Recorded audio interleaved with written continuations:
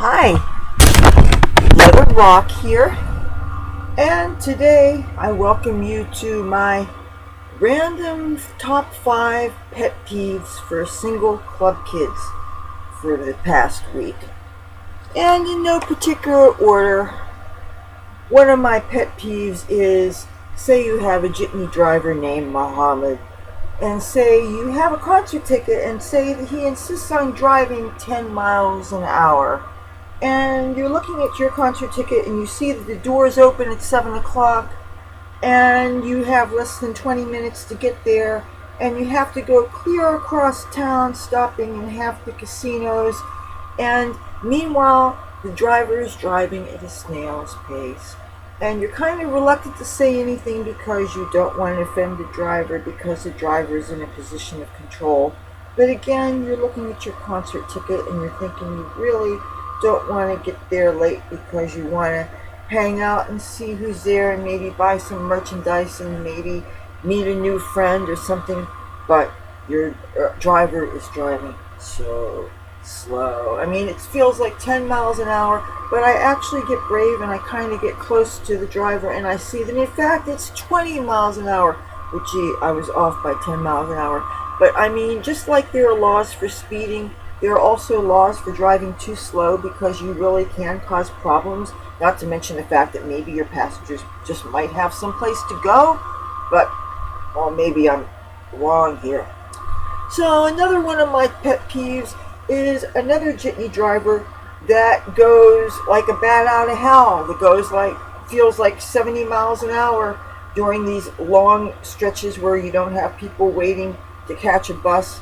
And I'm thinking, okay, yes, I like to get places fast, but I'd like to get there in one piece, thank you. And especially if maybe you inhaled a little bit before you got on the bus, so that of course you're going to be a little bit more sensitive to crazy driving. And I mean, and you know it's not just your imagination, because you look at other passengers and you say, is it my imagination, or is this person just not just going too obnoxiously fast? And at one point, I was really glad that another one of the passengers spoke up and said something. Sometimes I'm mad at myself that I don't stand up to things that are wrong when I see them. Other times I am brave in confronting things. But I mean, my God, it was, if a cop was there or something, I'm surprised somebody didn't call the cops or something. And that was really scary. And nothing bad happened while I was on it, but still, we do have speed limits for a reason. Okay, another pet peeve I have, I don't want to say the hotel casino that this involves, but there is a certain ladies' room in a certain casino on the boardwalk in Atlantic City that has something wrong with the toilets. When you flush them, it's not just when you flush them, but they flush randomly. I don't know if these toilets are on a timer or what, but not only do they flush randomly, but they spray you, and if God forbid you're bent over because you're digging through your purse or something. I'm really ashamed to say this, but one time I was digging through my purse and I shouldn't have had my face toward the toilet, and I got sprayed. Oh my God.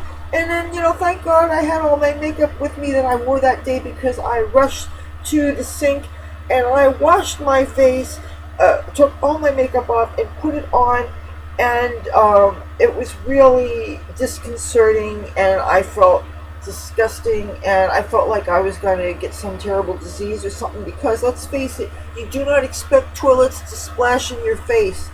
I don't know how you control the idea of toilets automatically flushing. I don't understand.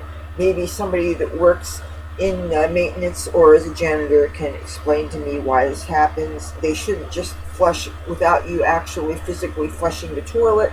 But again, if I hadn't had my makeup with me, I don't know how I would have handled that, because there's no way I wasn't going to wash my face. I mean, it was just, and thank God I didn't have my hair all teased up like this, because moisture, humidity, rain, splashing toilets do not mix with big hair. So please, if you have something to do with fixing toilets in public restrooms and casinos in Atlantic City, make sure they don't automatically flush, because you can really cause problems. Or maybe I'm just overly sensitive. I don't know. Okay, another pet peeve I have is it's bad enough, say it's a Saturday night, and it's bad enough that it's raining, and it's bad enough that maybe you don't have a jitney or bus ticket because it's not far enough to necessitate taking a form of transportation. So you decide to wait for a bit of a break in the rain, and you walk to go to a certain bar, which I won't name. And apparently, some idiot drunken jerks decided to get into a fight, and they were warned by security to knock it off, and they wouldn't knock it off, so the DJ sat down early. Of course, just before I get to the bar, and I just want to get my dancing on, okay, but it's awfully quiet because the DJ left because some idiots decided to fight.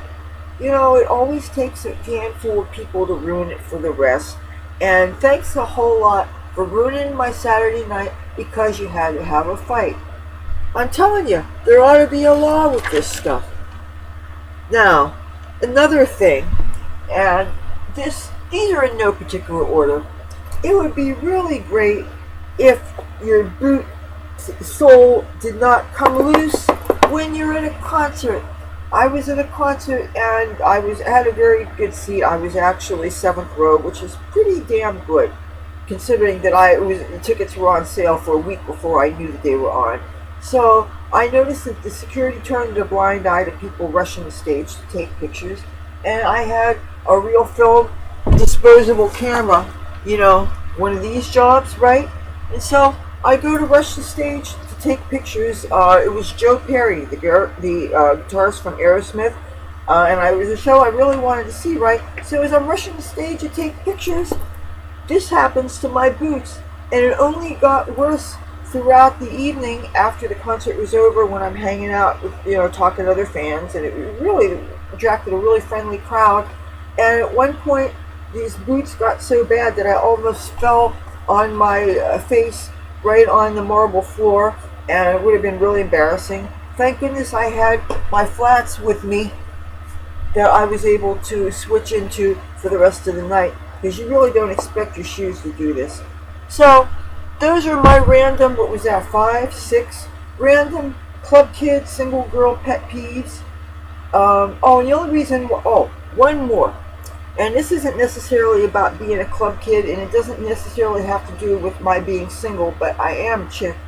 And we have this thing called instant messengers, and in Google Plus they're called Hangouts, which are basically instant messaging chats. They can be video, but they're usually just text. And apparently some 40 or 50 strangers, most of whom did not even have photos on their profile photos. In other words, like they call them on Google Plus, they call them blue heads. So I took a chance on some random guy, because instead of just saying hi or hello sexy or the different things that they would say, he made what I thought was a halfway intelligent compliment on my hair.